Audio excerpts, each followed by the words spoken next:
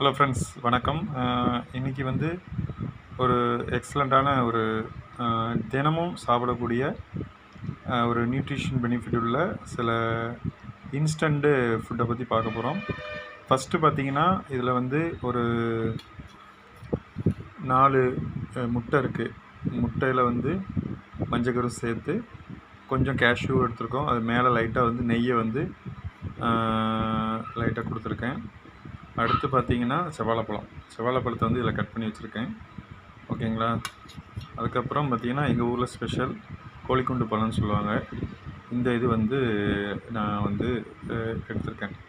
So பெரும்பாலும் நம்ம எல்லாத்துக்கும் வந்து ஆணாக இருந்தாலும் பெண்ணாக இருந்தாலும் சரி, ஸோ அன்றாடம் நமக்கு வந்து ஒரு நியூட்ரிஷன் பெனிஃபிட் உள்ள புரதம், அதுக்கப்புறம் ஃபைபரு, கார்போஹைட்ரேட் கொஞ்சம், அப்புறம் மினரல்ஸ், இந்த மாதிரி எல்லாமே நமக்கு தேவை இருக்குது.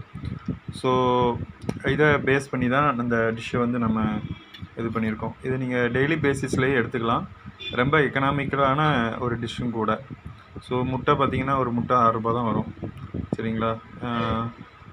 செவ்வாழைப்பழம் வந்து ஒரு பழம் 10 ரூபாலேருந்து 12 ரூபா சைஸுக்கு தகுந்த மாதிரி இருக்கும்.